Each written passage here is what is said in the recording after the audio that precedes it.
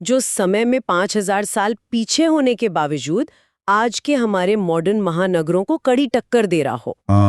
जो कि अपने आप में एक बहुत बड़ी बात है। एकदम, मतलब बिल्कुल सीधी सड़कें, ढकी हुई नालियों का एक ऐसा बेहतरीन नेटवर्क जो किसी आज के म्यूनिसिपल सिस्टम जैसा लगे। एग्जैक्टली। और पकी हुई ईंटों से बने 2-3 मंजिला हवादार घर। और वो भी आज से हजारों साल पहले। जी, और इसमें सबसे ज्यादा चौंकाने वाली बात पता है क्या है?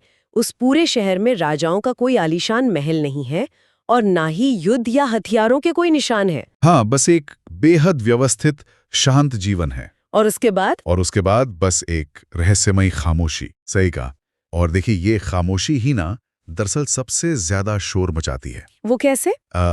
अगर हम मिस्र या मेसोपोटामिया की पुरानी सभ्यताओं को देखें तो वहां हमें विशाल पिरामिड मिलते हैं, बड़े बड़े मकबरे मिलते हैं, जो उस दौर के राजाओं की ताकत की कहानी पूरी दुनिया को चिल्ला चिल्ला कर बताते हैं। मतलब पावर का एक दिखावा है वहां।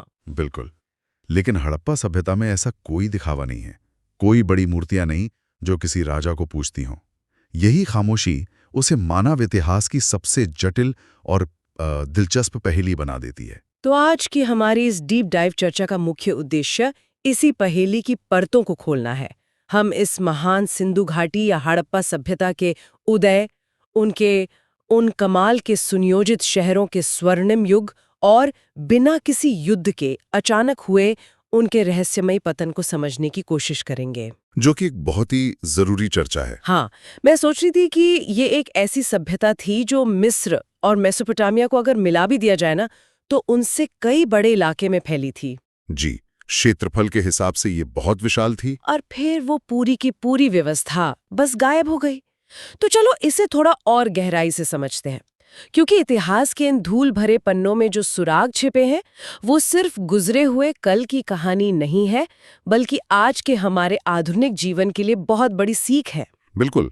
और इस पूरी कहानी की शुरुआत ही अपने आप में एक बहुत बड़ी ऐतिहासिक भूल या कह लीजिए विडंबना है। विडंबना? मतलब क्या हुआ था शुरुआत में? देखिए, जिस सभ्यता ने इंजीनियरिंग और अर्बन प्लानिंग के इतने ऊंचे मानक बनाए, दुनिया को उसके बारे में तब पता चला जब आधुनिक युग के लोगों ने अनजाने में उसकी ईंटों से अपनी इमारतें बनानी शुरू कर दी। अरे बाप रे, ये कैसे संभव है? मेरा मतलब है, इतनी विशाल सभ्यता के खंडर किसी की नजर में आए ही नहीं पहले। दरअसल ये कहानी 19वीं सदी के ब्रिटिश भारत की है। साल था 1826। अच्छा। चार्ल्स मेसन नाम के एक ब्रिटिश खोजी पंजाब के साहिवाल जिले से गुजर रहे थे। अच्छा। तो उन्हें वहां पकी हुई ईंटों का एक बहुत बड़ा और वीरान टीला नजर आया। स्थानीय गांव वाले उन पकी हुई ईंटों को भगवान का दिया हुआ कोई चमत्कार मान रहे थे। तो क्या गांव वाले उन ईंटों का इस्तेमाल कर रहे थे? जी बिल्कुल। वे बिना किसी हिचकिचाहट के उन ईंटों को निकालते और अपने घर बनाने के लिए इस्तेमाल करते थे। मेसन ने अपनी किताब में इसका जिक्र तो किया, लेकिन किसी ने उस वक्त इस पर गंभीरता से ध्यान नहीं दिया। ये तो बहुत अजीब है, लेकिन शायद तब उन्हें अंदाजा ही नहीं था कि वे ईंटें कितनी पुरानी है। बिल्कुल नहीं था। और इसी अज्ञानता ने इतिहास की सबसे बड़ी भूलों में से एक को जन्म दिया। असली नुकसान तो उसके कुछ सालों बाद 1856 में हुआ। 1856 में क्या हुआ था? जॉन और विलियम बर्टन नाम के दो ब्रिटिश इंजीनियर थे जो कराची से लाहौर के बीच रेलवे लाइन बिछाने का काम कर रहे थे। हाँ, रेलवे का विस्तार हो रहा था उस समय। हाँ, तो उन्हें रेलवे ट्रैक के नीचे बिछाने के लिए एक मजबूत बेस की जरूरत थी, यानी रोड़ी या गिट्टी की। तभी उनकी नजर हड़प्पा के उन पुराने खंडरों पर पड़ी।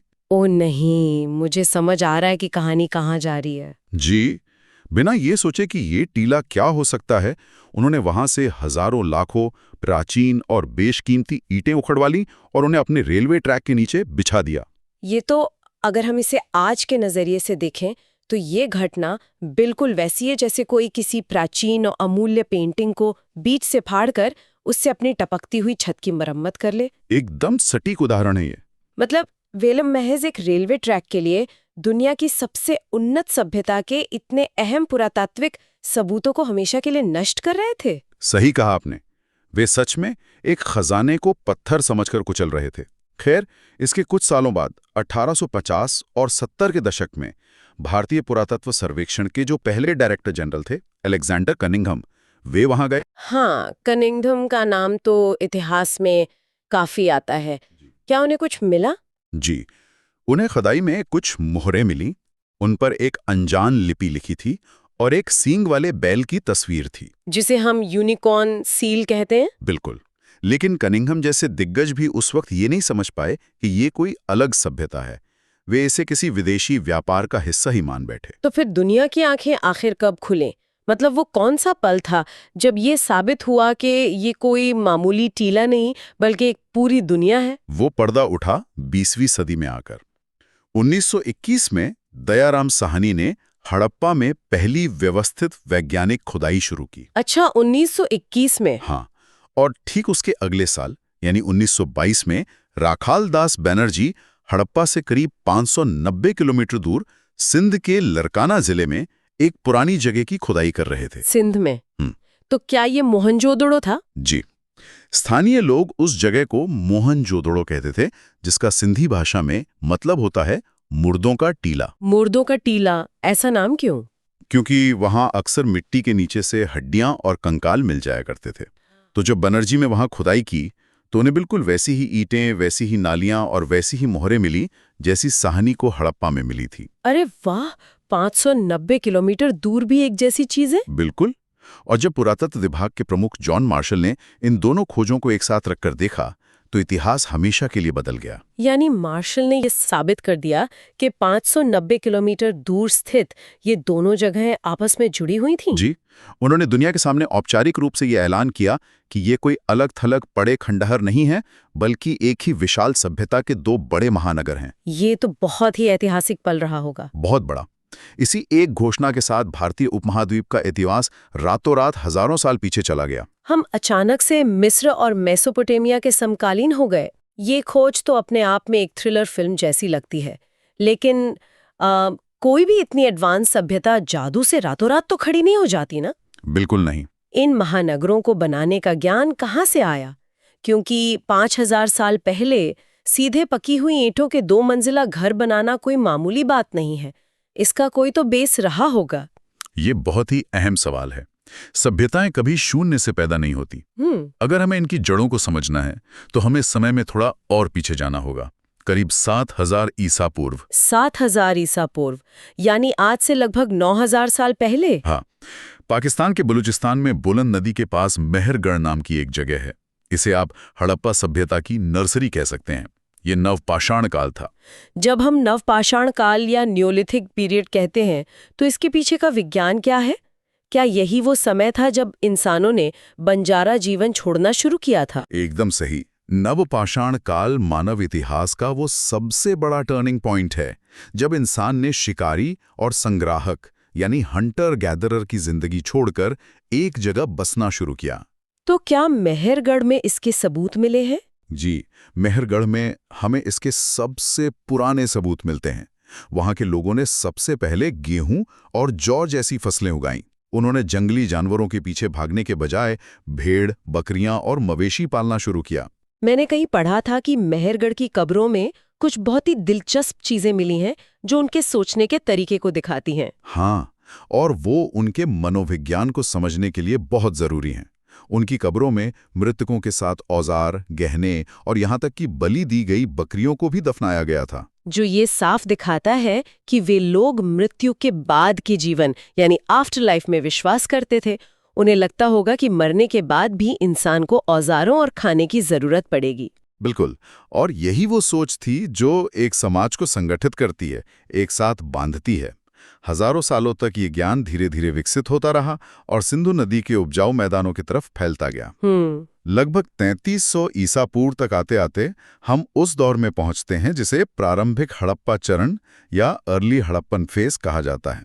यहाँ उन्होंने बहुत कुछ नया सीख लिया था। जैसे पकी हुई ईंटों का इस्तेमाल, क्योंकि मुझे लगता है कि कच्ची ईंटें तो नदी के बारिश और बाढ़ में बह जाती होंगी। हाँ, बिल्कुल। उन्होंने समझ लिया था कि सिंधु नदी की बाढ़ से अगर बचना है तो ईंटों को आग में पकाना ही होगा। इसी दौरान उन्होंने तांबे और कांसे जैसी धातुओं को पिघलाना और उनका इस्तेमाल करना भी सीखा। मतलब टेक्नोलॉजी अपग्रेड हो रही थी। जी, और उन्होंने अफगानिस्तान जैसी दूर दराज की जगहों से लैपिस लाजुली, जिसे लाजबर्द कहते हैं, उस कीमती नीले पत्थर का व्यापार शुरू कर दिया था। सुरक्षा के लिए बस्तियों के चारों तरफ दीवारें भी बननी शुरू हो गई थी। तो अगर इसे हम आज की भाषा में समझें तो क्या हम कह सकते हैं कि ये 700 सालों का समय एक तरह का स्टार्टअप इंक्यूबेशन पीरियड था? स्टार्टअप इंक्यूबेशन, हाँ, ये अच्छा शब्द है। मतलब जहां लोग नई तकनीकें टेस्ट कर रहे थे, व्यापार के रास्तों का नक्शा बना रहे थे और अपनी गलतियों से सीखकर सिस्टम को मजबूत कर रहे थे, जिसने बाद में एक बड़े धमाके यानी उस विशाल शहरीकरण को जन्म दिया। ये एक बहुत ही सटीक विश्लेषण है। वो 700 साल का समय असल में एक तैयारी थी। वे अपना बेस मजबूत कर रहे थे और फिर 2600 ईसा पूर्व के आसपास वो धमाका हुआ, जिसे हम परिपक्व हड़प्पा चरण कहते हैं। जी, एक ऐसा असाधारण शहरीकरण जिसे हम इस सभ्यता का स्वर्ण युग कहते हैं। और ये विस्तार कोई छोटा मोटा नहीं था, मतलब 13 लाख वर्ग किलोमीटर। बहुत बड़ा इलाका था। अगर हम आज के नक्शे पर देखें तो उत्तर जम्मू कश्मीर से लेकर दक्षिण में महाराष्ट्र तक और पूर्व में उत्तर प्रदेश से पश्चिम में ईरान की सीमा तक फैला हुआ था। जी बिल्कुल। मतलब उस समय के मिस्र और मेसोपोटामिया को मिला भी दें तो भी ये साम्राज्य उनसे बड़ा था। आज की तारीख में भारत और पाकिस्तान मिला के 1500 से ज्यादा ऐसे ठिकाने खोजे जा चुके हैं, जैसे लोथल, धोलावीरा, कालीबंगा और राखीगढ़ी। सही कहा। लेकिन देखिए, इसका सबसे हैरान करने वाला पहलू इसका आकार या क्षेत्रफल नहीं है। तो फिर क्या है? असली जादू उनके शहरों की अर्बन प्लानिंग और उसकी बारीक इंजीनियरिंग में छिपा है। मोहनजोदड़ो की सड़कों को ही ले लीजिए। वे बिल्कुल सीधी थी और एक दूसरे को समकोण पर यानी राइट एंगल पर काटती थी। इसे ग्रिड सिस्टम कहते हैं। पर इसके पीछे का तर्क क्या था? मतलब क्या वे सिर्फ शहर को सुंदर और व्यवस्थित दिखाना चाहते थे? सुंदरता तो बस एक बाय प्रोडक्ट थी। असली वजह थी उपयोगिता और उनका विज्ञान। उन्होंने सड़कों का जो ग्रिड था वो उस इलाके के प्राकृतिक हवा के प्रवाह यानी विंड पैटर्न के हिसाब से डिजाइन किया था। हवा के प्रवाह के हिसाब से? हाँ, जब तेज हवाएं चलती थीं तो वे इन सीधी सड़कों के बीच से एक प्राकृतिक वैक्यूम या टनल इफेक्ट बनाते हुए गुजरती थीं, जिससे सड़कों की धूल अपने आप साफ हो जाती थी। ये एक तरह का सेल्फ क्लीनिंग सिटी मॉडल था। सच में? ये तो पूरी तरह से माइंड ब्लोइंग है। मतलब 4500 साल पहले एरोडायनामिक्स का ऐसा इस्तेमाल। और उनके घरों का डिजाइन भी तो बहुत खास था ना? बहुत खास। घर आमतौर पर पकी ईंटों के 2 या 3 मंजिला होते थे। घर का डिजाइन कुछ ऐसा था कि बीच में एक खुला आंगन होता था और उसके चारों तरफ कमरे होते थे, जिससे घरों में रोशनी और हवा का क्रॉस वेंटिलेशन बना रहता होगा। बिल्कुल।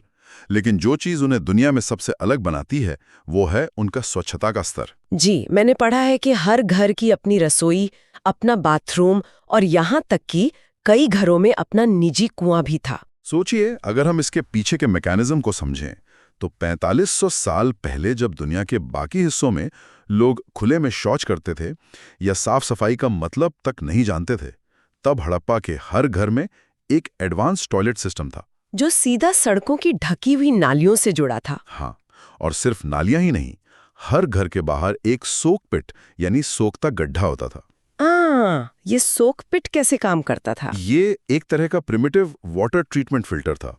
घर का गंदा पानी पहले उस सोक पिट में जाता था, जहां ठोस कचरा नीचे बैठ जाता था और सिर्फ तरल पानी ही मुख्य नाली में बहकर शहर के बाहर जाता था। अरे वाह!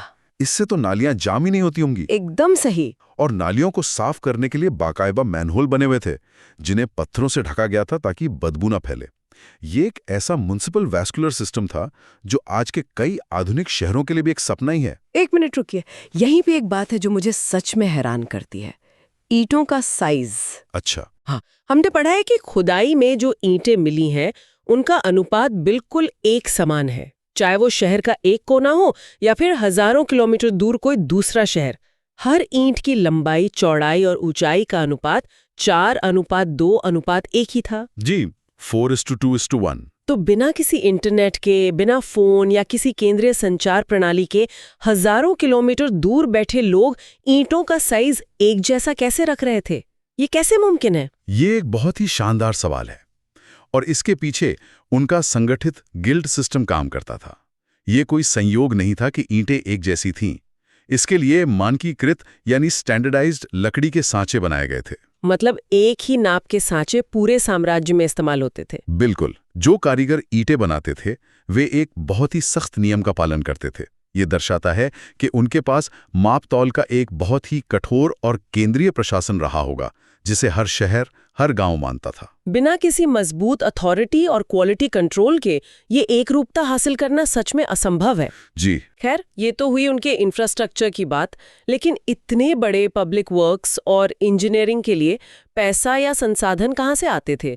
मुझे लगता है कि उनकी असली ताकत तो उनका व्यापार और उनका ग्लोबल नेटवर्क रहा होगा। इसमें कोई शक नहीं है। हड़प्पावासी सिर्फ कुशल इंजीनियर ही नहीं थे, बल्कि उस दौर के सबसे बेहतरीन व्यापारी और किसान भी थे। क्या आपको पता है कि हड़प्पावासी दुनिया के पहले लोग थे जिन्होंने कपास उगाया और उससे कपड़ा बुना? सच में? दुनिया में सबसे पहले? जी। और शायद यही सूती कपड़ा उनके व्यापार का एक बहुत बड़ा हिस्सा भी था। लेकिन इतने बड़े स्तर पर व्यापार के लिए तो परिवहन चाहिए, और गुजरात के लोथल में जो दुनिया का सबसे पुराना डॉकयार्ड यानी बंदरगाह मिला है, वो इसका सबसे बड़ा सबूत है। हाँ, लेकिन लोथल का डॉकयार्ड सिर्फ पानी में नाव उतारने की जगह नहीं था। ये उनकी इंजीनियरिंग कौशल का एक और बेजोड़ नमूना है। ये समुद्र के बिल्कुल किनारे नहीं था, बल्कि जमीन के थोड़ा अंदर की तरफ था। लेकिन क्यों? बंदरगाह तो समुद्र तट पर होना चाहिए ना? क्योंकि वे समुद्र में आने वाले खतरनाक तूफानों और टाइड्स यानी ज्वार भाटा के विज्ञान को बहुत अच्छे से समझते थे। उन्होंने खंबात की खाड़ी के पास टाइडल लॉक सिस्टम का इस्तेमाल किया था। वो क्या होता है? जब समुद्र में हाई टाइड आता था तो उसका पानी एक चैनल के जरिए उनके पक्की ईंटों से बने डॉकयार्ड में भर जाता था और जहाज आसानी से अंदर आ जाते थे। फिर पानी वापस न लौटे, इसके लिए उन्होंने लकड़ी के दरवाजे यानी लॉक गेट्स बनाए थे। कमाल है, इससे तो जहाज सुरक्षित रहते होंगे। बिल्कुल, ये उन्हें समुद्री तूफानों से भी बचाता था और माल चढ़ाने उतारने के लिए शांत पानी भी देता था। रुकिए, 4500 साल पहले बिना कंपास या आधुनिक जहाजों के वे समुद्र पार करके मेसोपोटामिया तक कैसे पहुंच गए? वो हवाओं की दिशाओं को, खास तौर से मॉनसून विंड्स को बहुत अच्छी तरह समझते थे। उनके जहाज साबरमती नदी से होते हुए अरब सागर पार करके मेसोपोटामिया यानी जो आज का इराक है, वहां तक जाते थे। मतलब इंटरनेशनल ट्रेड चल रहा था। हाँ, मेसोपोटामिया के दस्तावेजों में इन लोगों को मिलुहा कहा गया है।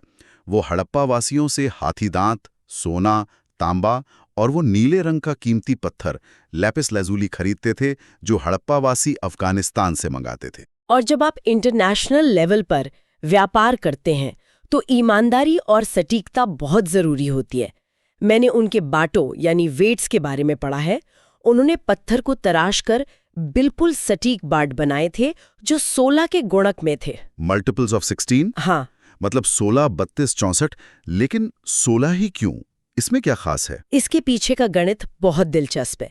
16 को आप आसानी से आधा कर सकते हैं, जैसे 8, 4, 2, 1।